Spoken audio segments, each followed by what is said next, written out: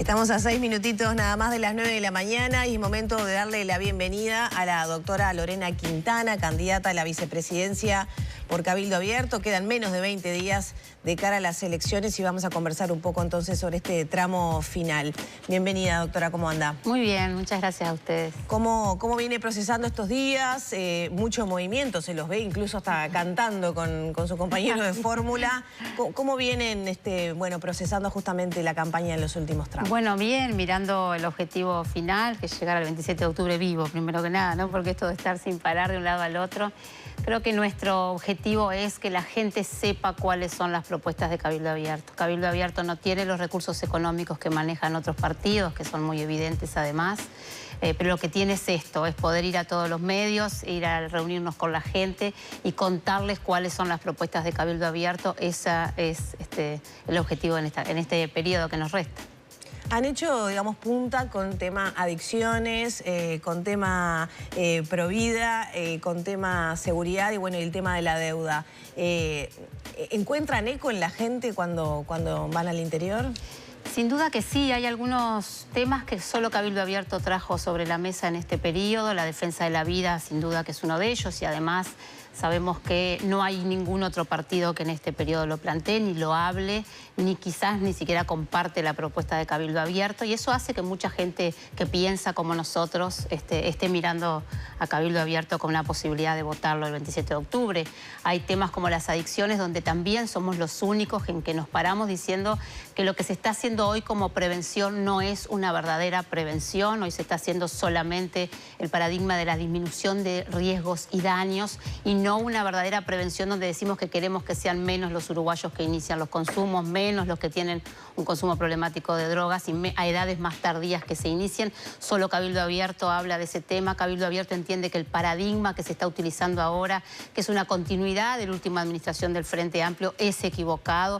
Es como que en salud solamente hiciéramos cuidados paliativos. Ya tenemos el problema y estamos abordando solo la disminución. ¿Qué propone Cabildo? Bueno, por ejemplo, derogar la legislación relativa a la regulación del Estado de venta de marihuana. En materia de adicciones, Cabildo propone que primero tenemos que pensar, cuando vos tenés un problema que no hay una causa única, en especial en salud, vos tenés lo que se llaman factores de riesgo y factores de protección. Entonces tenés que apuntar a fortalecer los factores de protección y a disminuir los de riesgo como medida de prevención. El primer factor de protección es la familia.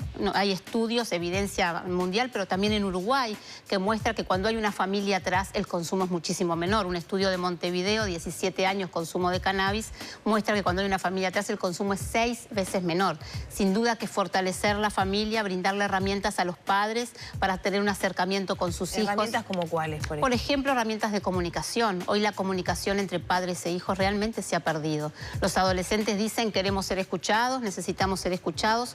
Cuando le preguntamos si tenés un problema con quién lo hablas, el 50% te dice con nadie. Y solo un 5% nos dice con mamá, papá, la abuela, con quien vivo en casa. Ese es un tema no menor. Si el adolescente sabe que si tengo un problema se lo puedo contar a papá, mamá, si el adolescente sabe y tiene una comunicación y el adulto es capaz de acompañar ese desarrollo, eso hace a la prevención de las conductas de riesgo en adolescentes, como los consumos de sustancias. Entonces, herramientas para fortalecer la familia, como por ejemplo el programa Familia Fuertes, que fue un programa que trajimos a Uruguay, que hoy ya está en todo el país. Esa es una herramienta. La segunda herramienta de prevención del consumo de drogas, también de los problemas de salud mental, son las oportunidades. Nosotros sabemos que un adolescente que es parte de un grupo, que tiene un sueño, que tiene una meta y tiene la oportunidad de desarrollarlo, ¿no? Que puede hacer básquetbol, que puede estudiar japonés, que es parte de un grupo de algo artístico, ¿no? O que puede hacer algo que quiere como un objetivo en la vida. Eso hace a la prevención. Cuando vos sos parte de un grupo, eso hace que sea más difícil tener un consumo problemático. Hoy, ¿cuál es el problema con la juventud? El ocio, el tiempo libre. Si nosotros logramos que los uruguayos conquisten su tiempo libre, que los jóvenes tengan oportunidades en todo el país, tanto en Montevideo como en Artigas, ¿no? Porque a veces al norte de Río Negro las oportunidades son menores, ¿no? Son más difíciles de alcanzar. Eso es otra política de prevención. Se implementaría a través de campañas de bien público, pienso en fortalecer a la familia. Fortalecer a las familias es a través de programas que son formato taller, donde las familias en cuestión de 5, 6, 7 talleres, como por ejemplo Familias Fuertes, logran generar ese vínculo, logran mejorar la comunicación. ¿Y eso cómo se lleva a los barrios más vulnerables del país? Mira, nosotros llegamos con Familias Fuertes a todo el país y lo que se hace simplemente es una convocatoria a familias que tengan hijos entre 10 y 14 y que quieran ser parte de un programa que va a mejorar el vínculo entre padres y hijos. ¿Qué resultados ha tenido en este periodo? El 100% de las familias que pasaron lograron tener lo que se llama comunicación efectiva con su hijo. Familia Fuerte es un programa que tiene una base que es la crianza efectiva. Es esto que decimos, nadie nos enseñó a ser padres, ¿no? Claro. Pero ¿quién quiere tener un hijo con problema de adicciones? Nadie. ¿Quién quiere tener un hijo con problema de salud mental? ¿Quién quiere apostar a la deserción educativa en sus hijos? Nadie. Y si la evidencia muestra que cuando hay un vínculo real entre el adolescente y un adulto, ¿no?, que sea capaz de brindarle buen trato, seguridad, de ser sensible a sus necesidades, de responder frente a sus necesidades, eso hace a la prevención. Entonces, este es un ejemplo, pero por supuesto que en adicciones tenemos otro tema, que es la percepción del riesgo. El país que quiera disminuir los consumos tiene que aumentar la percepción del riesgo de las sustancias más consumidas. Tenemos un ejemplo en Uruguay que fue el tabaco. En tabaco se hizo un aumento de la percepción del riesgo. No hubo uruguayo que no aprendiera cuáles eran los riesgos de consumir tabaco a través de una campaña educativa en todos los niveles, de educativos y también a través de las comunicaciones. Por eso su rechazo a la legalización de la marihuana. Porque sin duda, y además quedó demostrado, hace muy poco se presentaron los datos, que disminuía la percepción del riesgo. Y cuando vos trabajás en políticas de drogas, sabés que hay dos valores, la percepción de riesgo y la tolerancia social. Eso cambia y eso cambia el consumo. Cuando vos disminuís la percepción de riesgo, va a aumentar el consumo. Ahora hay análisis internacionales que mencionan que el prohibicionismo general con las drogas ha fracasado, ¿no? Bueno, con el crecimiento del narcotráfico, con el consumo, con todo. El prohibicionismo está en varios países que son los que tienen menos consumos de todo el mundo. El prohibicionismo en China, en Japón, en Singapur, en Islandia, en Finlandia, en Suecia, son los menores consumidos. La liberalización no muestra una disminución del consumo en ninguna parte del mundo. Entonces, nosotros no decimos que no se puede consumir. El Uruguay, desde la Constitución, la persona puede consumir lo que quiera mientras no le haga un daño a un tercero. Nosotros no estamos de acuerdo con la liberalización de las drogas, con la venta en el mercado, con la regulación de los mercados, porque eso trae aumento de consumo. Y nuestro objetivo final es que sean menos los uruguayos que consuman drogas. Doctora, le quiero preguntar, puesto que sucedió en la semana, la presentación de más de 320.000 firmas por lo que ustedes denominan la deuda justa. ¿Hay ya alguna reacción política? Hoy leía, por ejemplo, en La Diaria, que dice que el Frente Amplio entiende que va a ser necesario, de alguna manera, volver a analizar el plebiscito de Cabildo Abierto. Ahora, ¿ustedes tienen expectativa de que efectivamente se vehiculice esta consulta? Y se lo pregunto por lo que dice la papeleta y por lo que dicen además en la Constitución, que hablan de elecciones nacionales y no departamentales con el año que viene. Lo que dice la Constitución es la próxima elección 6 meses después. No aclara que sean nacionales o departamentales. Por eso entendemos que no va a haber ningún riesgo de que esto no suceda. Y no tenemos dudas que va a salir. Porque hay más de 1 millón de uruguayos que están en el clearing, hay 700.000 que son deudores irrecuperables, según datos recientes. Y además, la ley que permite la usura, que es una ley del 2007, que impulsa el Frente Amplio y que es votado por los demás partidos en ese entonces, es una máquina de sobreendeudamiento. Es una ley que permite tasas de intereses con más del 200%. No tiene igual a nivel mundial. En un país como el nuestro, con bajo riesgo país, realmente entendemos que las tasas tienen que ser de cerca de un 200%, pero además esa ley permite capitalizar el interés. O sea, tu interés, tu deuda pasa a ser parte de la deuda. Vos sacaste 100 pesos, no pagaste la primera cuota, debes 110. El cálculo de nuevos intereses no se hace sobre los 100 pesos que sacaste, se hace sobre 110. Y eso va siendo una máquina de sobreendeudamiento. Es imposible que la persona que saca un préstamo y le pasa algo, como nos pasó con la pandemia. ¿Cuántos se certificaron? ¿Cuántos fueron a seguros de paro?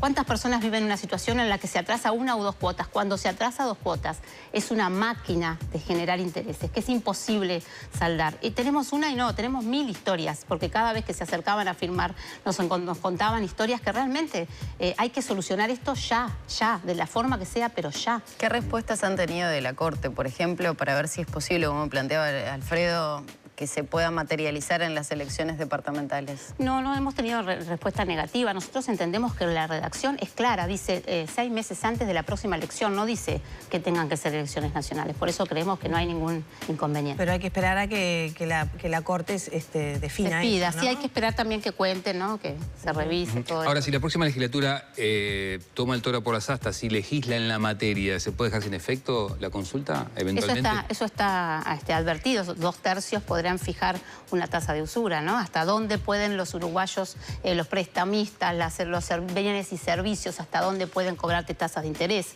Eso está permitido si 2/3 se ponen de acuerdo. Creo que esto Cabildo Abierto lo pone sobre la mesa.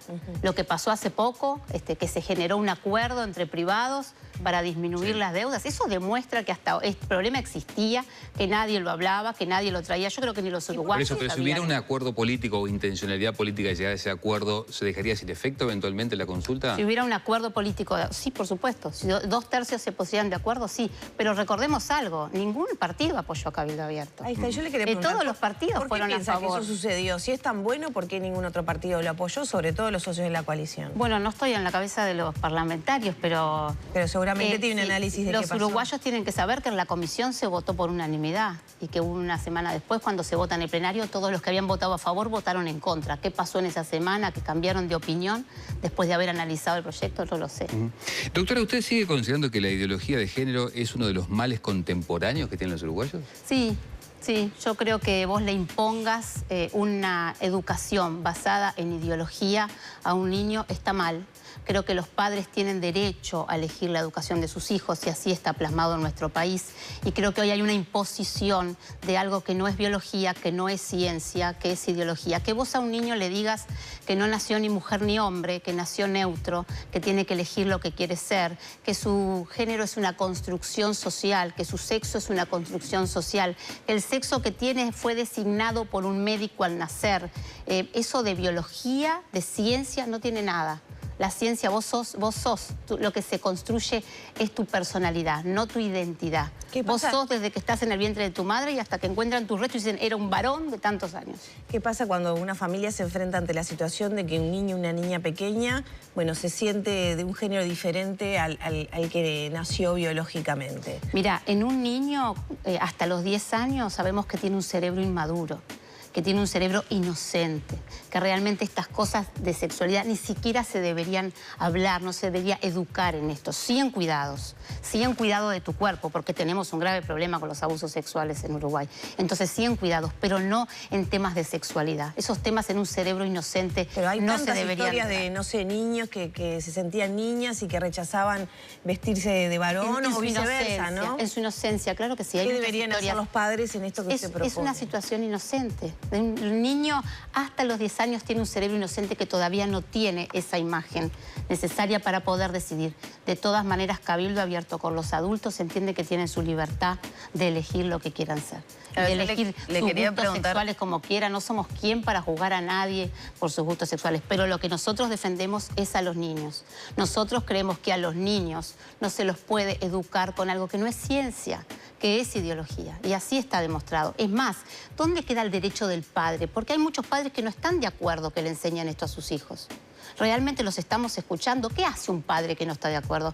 ¿Va a la escuela, al liceo? ¿Qué hace? ¿Habla con las criptas? ¿Qué hace? Porque ¿dónde está su derecho a elegir la decisión de sus hijos? Y mucho hablamos de laicidad en este país. Pero la laicidad es un escudo que nos protege a todos. También nos protege a nosotros que no nos impongan ideología que no compartimos. Le quería preguntar, hace 30 años, cuando la ideología de género no estaba tan presente, también había personas que no se sentían de un sexo, se vestían de otro. Por supuesto. Y en ese sentido, ¿qué pasó? Porque también después se habla mucho de la salud de estas personas, por ejemplo, del acceso que han tenido, de los derechos que han logrado. El promedio de vida es mucho menor en estas personas. Sin duda, una manera de perjudicar tal vez el avance que se ha tenido para esas personas, y pienso desde el inicio, ¿no? Situaciones que han tenido que enfrentar, son minorías que han tenido que enfrentarse con cuestiones de salud, educación, acceso al trabajo. ¿Y vos creés que educar a un niño inocente con algo que no es ciencia va a cambiar esa situación? ¿Vos creés que enseñarle a un niño en algo que no está basado en ciencia? No, creo que lo puede ayudar, por ejemplo, en cuestiones vinculadas a la aceptación y a la salud mental de esas personas. Enseñar algo que no es ciencia, que está basado en ideas, en ideologías. Eso va a cambiar esta situación del acceso a la salud, del acceso al trabajo de estas personas. No, para nada. Eso lo que va a hacer es daño en un cerebro inocente, porque lo único que genera es inseguridad, es miedo. Yo no comparto que a mi hijo le enseñen algo que no está basado en ciencia, que es ideología. Y estoy segura, porque hemos tenido mucha información y hemos reunido con muchos padres, que hay muchos padres que no lo comparten. ¿Usted cree que los niños pueden cambiar de orientación sexual dependiendo de eso? Lo que genera eso es inseguridad, es miedos, es no darme cuenta, es tener que pensar en este tema. En un niño inocente no hay necesidad de educarlo en algo que no es ciencia. Ese es el problema. Yo puedo educar basada en ciencia, pero no puedo desde la escuela educar algo que es ideológico, porque los padres no lo compartimos.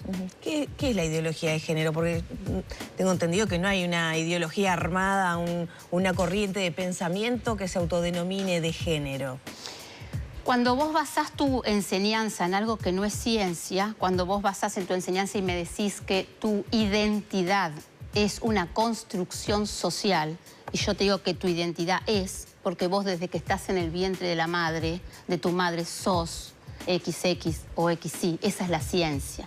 No fue la construcción social lo que te hizo ser mujer, es tu biología lo que te hace ser mujer.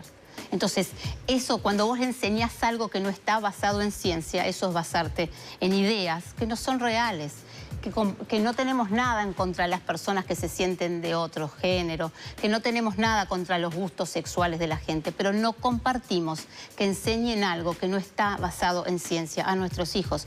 Y no somos solo nosotros, hay muchos padres en Uruguay que no lo comparten. Hay muchos padres en Uruguay que esperaban que un gobierno de derecha cambiara esto en la educación. Hay muchos padres que esperaban que cuando se hizo el cambio en ANEP de la reestructura de la educación también se quitara la ideología de género y que la educación en Uruguay, lo que te enseñan los maestros, esté basado en ciencia y no en ideología. Doctora, el Cabildo Abierto, la elección pasada tuvo como bandera el tema de seguridad y la gente seguramente se acuerda del famoso "se acabó el recreo" y seguramente eso arrimó muchos votos a Cabildo. Ustedes han declarado que no están conformes con lo que ha hecho este gobierno en materia de seguridad.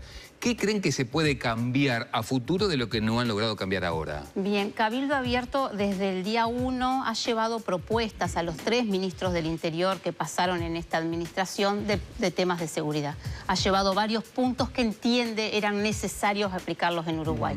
Cabildo Abierto entiende que muchas de las políticas de seguridad que llevó adelante este gobierno es una continuidad del último gobierno del Frente Amplio. Hay algunos puntos en especial que Cabildo Abierto entiende que son medidas que se pueden tomar, que se pueden cambiar y que realmente cambiaron la situación de seguridad. ¿Y ninguna le llevaron? No, Cabildo Abierto no tuvo injerencia en el Ministerio del Interior, no tuvo personas de Cabildo Abierto en el Ministerio y tampoco fueron tomadas las propuestas que se le presentaron a los 3 gobiernos. En materia de seguridad, Cabildo estuvo pintado el óleo, digamos, en el gobierno. Bueno, lo dijiste tú. No, pero se lo pregunto. No fueron tomadas en cuenta sus propuestas, eso es real. Una de las propuestas de Cabildo Abierto es que el preso trabaje obligatoriamente 8 horas de lunes a sábado. Sí, eso se lo han cuestionado de organizaciones de derechos humanos. Sin duda, pero eso está en el Código Penal, que en nuestro país, que el preso trabaje 8 horas. Nosotros entendemos que esa es la verdadera rehabilitación, que una persona que está encerrada una semana, que sale solamente 1 hora al patio una vez por semana, eso de verdad de rehabilitación no tiene nada. Ese tiempo de ocio lo único que hace es daño. Y además la posibilidad de tener un dinero cuando vos salís, de ganarte el pan, porque también tenés que pagar tus gastos con tu dinero que ganás a través de tu trabajo, de poder apoyar a tu familia que está afuera, de poder pagar una pensión alimenticia a tus hijos que están afuera y, por supuesto, de poder pagarle a la víctima.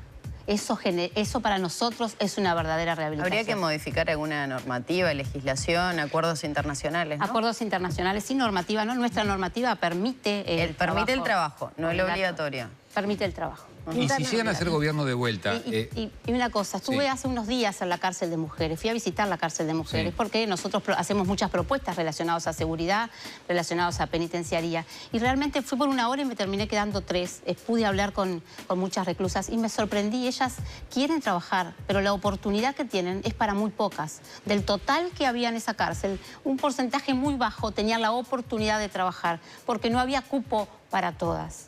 O sea, la realidad es que no es una cosa mal tomada por el recluso. Le iba a preguntar si son gobierno de vuelta, la coalición republicana, pero me adelanto un poquitito, o mejor dicho, quiero llegar antes. Si hay balotaje efectivamente y hay un compromiso para el país segundo, ¿van a reclamar que sí o sí haya algún aspecto de lo que ustedes entienden en materia de seguridad hay que aplicar, esté en ese documento? Yo no ¿Cuál quiero sería? decir que sí o sí, pero creo que vamos a poner sobre la mesa nuestras propuestas en esa negociación. Antes de que salga el compromiso país, vamos a decir, nosotros queremos esto. Creo que todo lo que tiene que ver con políticas de drogas, creo que tenemos todos los argumentos para mostrar que el país está equivocado, que nos hemos equivocado.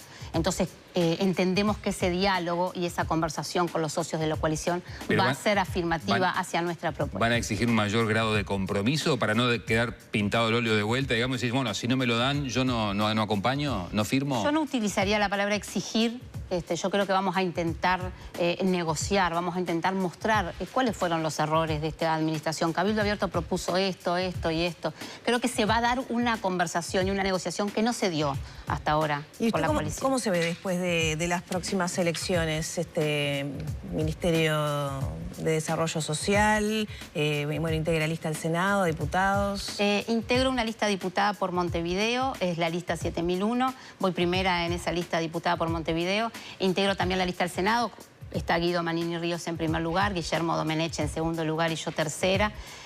La realidad es que me gustaría el legislativo, me gustaría llegar al legislativo. ¿Y el resultado de las encuestas cómo lo toman? Porque con estos datos alcanzaría una sola banca en el Senado, Cabildo. Sí, también es real que las encuestas en el 2019 nos daban mucho por debajo de lo que se llegó cuando el día de las elecciones, ¿no? Que tuvimos un 11%, ninguna encuesta daba ni cercano a un 11%. Te voy a decir algo personalmente. Miro para adelante y no miro mucho las encuestas. Me encantaría que las encuestas dieran distinto. Pero sabes que entiendo que la postura de Cabildo Abierto hoy no es tan fácil decir que voto a Cabildo Abierto, ¿no? Cabildo Abierto es el que separa... ¿Genera vergüenza votar a Cabildo? Yo creo que hay un voto vergonzoso, ¿sabes que sí? Creo que no es tan fácil decir que yo soy pro vida. Que estoy en contra del aborto, más allá de en contra del aborto, que estoy en defensa de la vida. No es tan fácil decir que me paro en contra de la ideología de género. Hay una aplanadora mediática que sin duda va en contra de estas propuestas de Cabildo Abierto y uno lo vive en las redes sociales, ¿no? Lo vive en la calle. Entonces, creo que no es tan fácil decir que voto a Cabildo Abierto. ¿Por eso o porque está vinculado a lo militar? Bueno, no, yo no me siento vinculada más allá de que soy parte de la familia militar, pero no, creo que es por las propuestas de Cabildo Abierto que hoy van en contra de una agenda, sin duda, que ha venido a Uruguay para quedarse. De hecho, muchos partidos de la coalición que entendíamos que iban a defender estas mismas propuestas, te diría conservadoras de Cabildo Abierto, son tan políticamente correctas que ni siquiera lo hablan, ¿no? Quintana, muchas gracias por estos minutos. No, muchas gracias a usted, un placer.